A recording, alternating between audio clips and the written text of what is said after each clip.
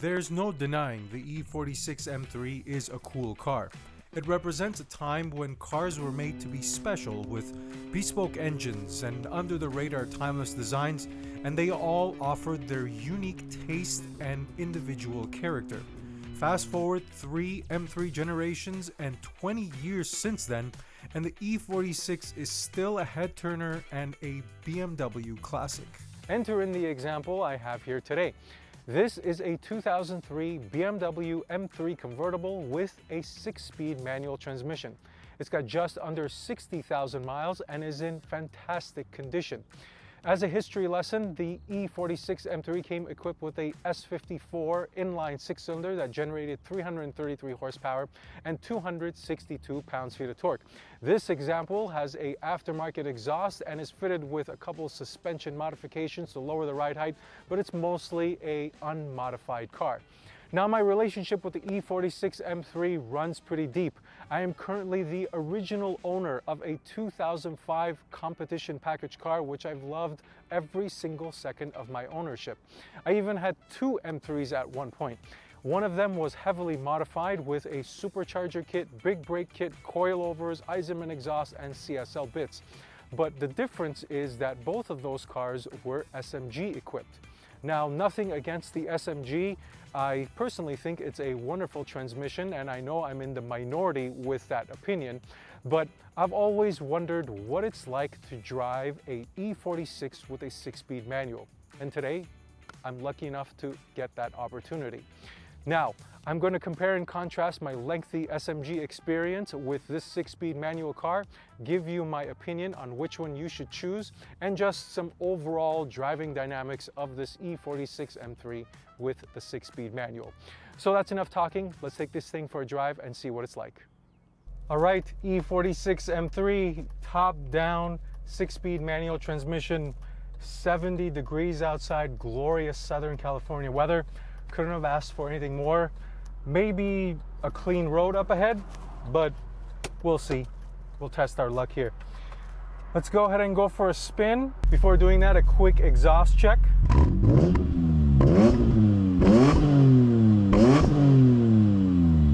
And as mentioned before, this does have a modified exhaust.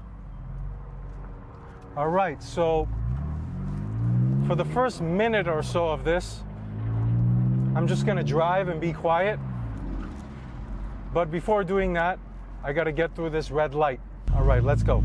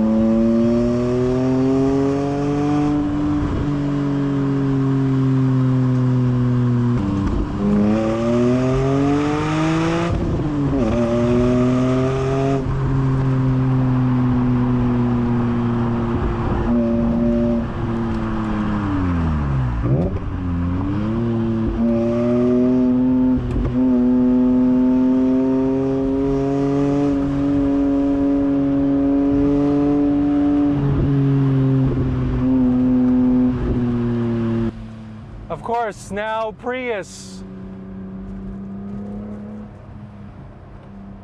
All right, we're gonna take a second here. There's more traffic up ahead. I don't wanna endanger anybody and I don't wanna endanger myself. So let me give you my thoughts on this transmission and the shifter action, okay? So, the shifter is fantastic. It's a typical BMW shifter. Some notchiness, some mechanical feel, the typical rubberiness. I wish it had a little bit more mechanical feel, but overall, it's great. The shifter, the clutch is good as well. The grab point is at a perfect level, like mid to mid-high range. I got in, immediately got used to it. Oh, I forgot. The one thing that was, I'm gonna wait a second. The road is gonna open up here.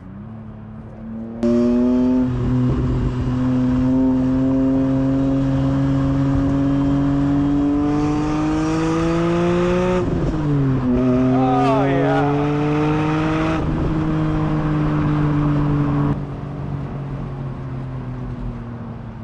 Red light. Red light again. Red lights are killing us today. What's the deal? Anyway, so the one thing I was going to mention is the 2 to 3 shift. I found myself missing it a couple times.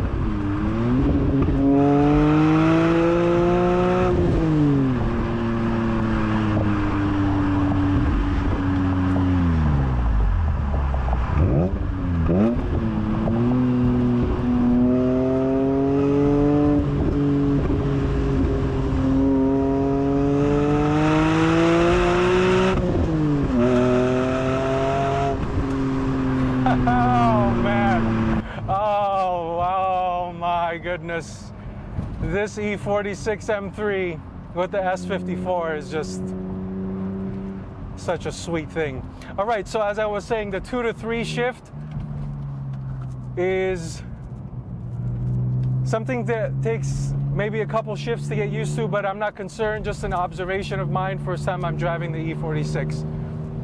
So the shifter clutch action is great, no concerns there.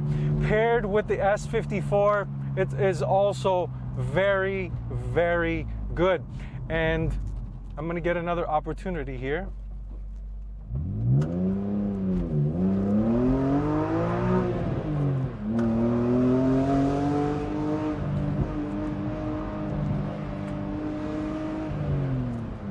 This thing can dance so nicely. Yeah, the S54 pairing with this manual transmission is glorious, and let me explain why. The gears are just right. I found myself here, you can see I'm upshifting into third, I'm downshifting into second. I have the opportunity to use the shifter in a spirited driving setting. It sucks when you've got a manual transmission car and the gears are too tall, you can't use it, but that's not the case here. So the pairing with the manual is also very, very good. So the question about SMG versus manual, it's 10 out of 10, give me the manual, even though I'm an SMG owner. I think after this experience, I'm gonna look into 6-speed manual swaps a little bit more closely. But to sum up the overall driving experience of this, you saw I'm smiling from ear to ear this entire time, and the E46 M3 is such a wonderful, wonderful platform, and the chassis is good, the engine, the performance is good, it's accessible enough. In a day where we've got 500, 600, 700 horsepower cars, this 333 horsepower is accessible enough for you to have fun on a daily basis. The 7,900 RPM redline just gives you that fun factor that you're expecting, plus the manual transmission just makes it over the top. The chassis balance is also very, very good, and that's the beauty, at least I think, of these mid-modern cars from this era. And granted, yes, the newer cars, adaptive shocks and active anti-roll bars and all these cool suspension bits that enhance the performance capabilities. But with the modern cars, the suspension is still stiff. Yes, you can still drive them on a daily basis, but that underlying stiffness is still there even in comfort mode. With these mid-modern cars, Yes, you do sacrifice some of the performance, you don't have adaptive anything, but the nice thing about these is that you have the ability to drive them all day, literally all day. On the stock suspension, they're just a pleasure to drive. Daily drivability is high, fantastic. So, I mean, this E46 M3 is such a joy to drive, and I mean, I already knew that. As I said, I've owned E46s, but the manual transmission just enhances the experience, and I don't know what much else to say. If you're thinking about one of these things, go with the 6-speed, find a nice clean one. So let me wrap it up with a couple final thoughts now. So that's the E46 M3. Now you just saw that the driving dynamics are on point, but is this car perfect? And as a E46 M3 owner, I will say that no, it is not. The engine vanos can go bad, the rod bearings need to be replaced, and the subframe can crack from time to time.